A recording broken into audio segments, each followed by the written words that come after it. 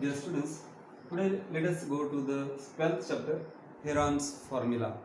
For this chapter, we will need area of a triangle. Now, if this is a triangle with vertices A, B, C, and A is the side opposite to vertex A, B is the side opposite to vertex B, C is the length of the side opposite to vertex C, and H is the height. Then in this case we know what is the area of triangle. Area of triangle is equal to half multiplied by base multiplied by height. That is equal to half multiplied by A multiplied by H. A is the base and H is the height of the triangle. Now in case of a right angle triangle, we know that area of triangle is equal to half multiplied by product of lengths of perpendicular sides.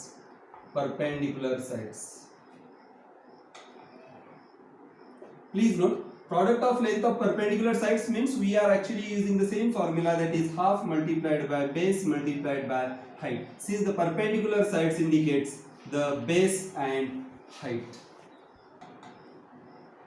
Next is, in case of equilateral triangle, all sides are equal. So if triangle ABC is an equilateral triangle, then AB is equal to AC is equal to BC. All sides are equal, so they are indicated by the small letter A. And if AD is perpendicular to BC, then we know that if a perpendicular is drawn from a vertex to the opposite side, then it bisects the opposite side.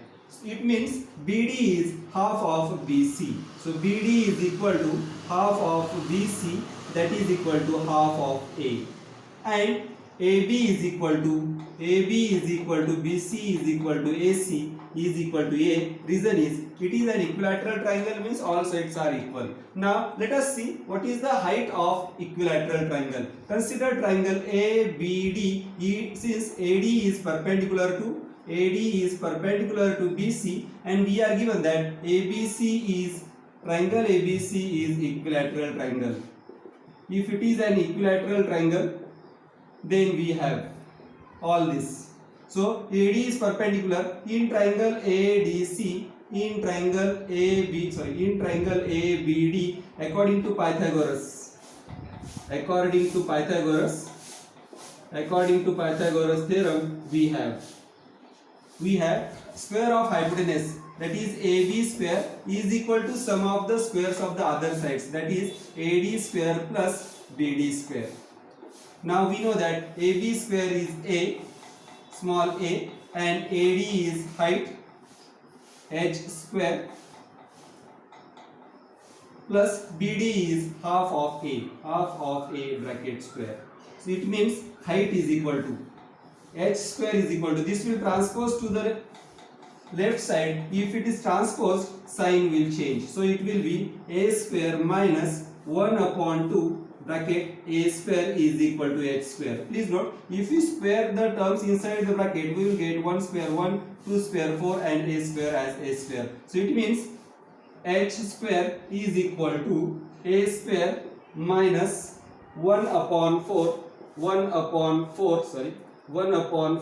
A square. Now if you subtract this, you will get, denominators are not same, so we have to make the denominator same. You will get 4A square minus A square upon 4, that is equal to 3A square upon 4 is equal to H square. It means H is equal to root of 3A square upon 4. Please note, A square will come out, 4 will come out, so we will get H is equal to root 3 multiplied by A upon 2.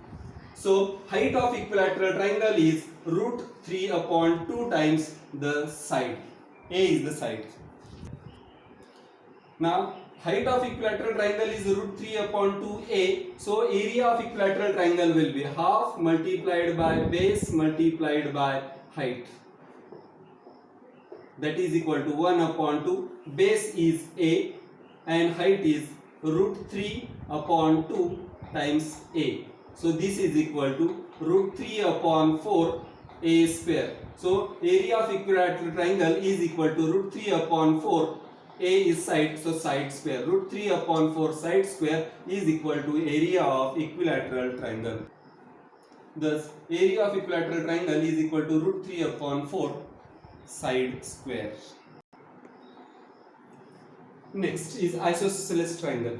Now, we are considering a triangle ABC. We are considering this triangle as an isosceles triangle with two sides equal. AB is equal to AC. We know that in isosceles triangle, two sides are equal, and here AB is equal to AC. These are the two congruent sides, and BC is a non-congruent side. So length of AB and AC is A, and length of BC is B. Now consider a perpendicular from A vertex to the non-congruent side, that is BC. So we will get AD perpendicular to BC. Now we know that if a perpendicular is drawn from vertex to the opposite side, in case of isosceles triangle also, it divides the opposite side into two equal parts. So it will make two equal parts. It means BD is equal to half of BC.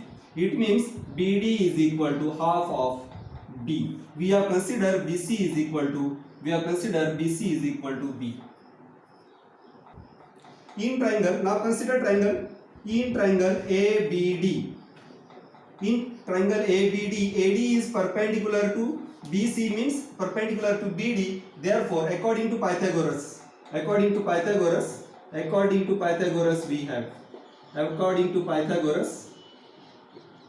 we have AB square, that is the hypotenuse. AB square is equal to AD square plus BD square.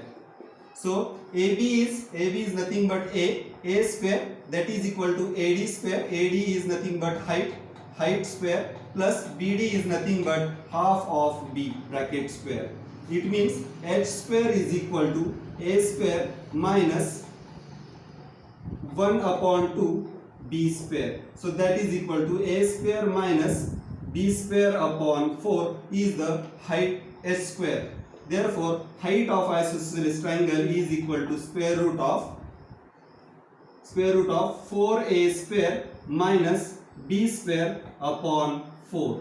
Now this 4 will come out of the root. So this is equal to root of 4A square minus B square upon 2. Please understand. Now root is 4 is not inside the root. It has came out as a 2. So this is the height of isosceles triangle. Now we know that area of triangle is equal to half into base into height. So area of isosceles triangle, area of isosceles triangle is equal to, area of isosceles triangle is equal to half multiplied by base multiplied by height. So this is equal to half multiplied by base is B, we have taken, that is the non-congruent side, and H is root of 4A square minus B square upon 2. So these two will multiply, you will get B upon 4 multiplied by root of 4A square minus B square. By using this formula, you can find the area of isosceles triangle. I think you are not able to view this because of the reflection of the light. So I am writing area of isosceles triangle is equal to half multiplied by base multiplied by height.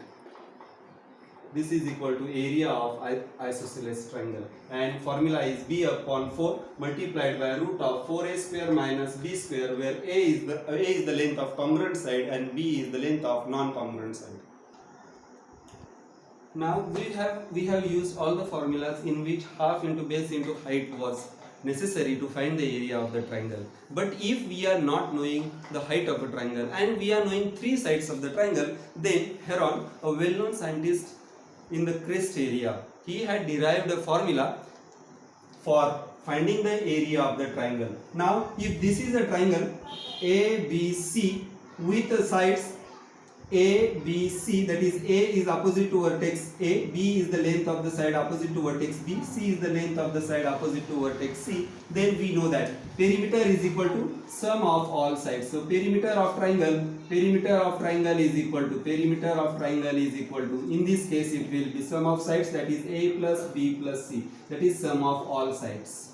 Now semi-perimeter, he used the term semi-perimeter to find the area of the triangle. Semi-perimeter of triangle is equal to, semi means half, so it is equal to a plus b plus c upon 2. And for this he used the notation capital S. So S indicates semi-perimeter of the triangle. So he used the capital alphabet S for indicating semi-perimeter. So S is equal to a plus b plus c upon 2. Now he derived the formula, and area of triangle, according to him, area of triangle is equal to under root S in bracket S minus a, S minus b and S minus c. So if you put where a, b, c are the lengths of the three sides and S is the semi-perimeter of the triangle. By using this formula also you can find the area of the triangle if three sides are known to us.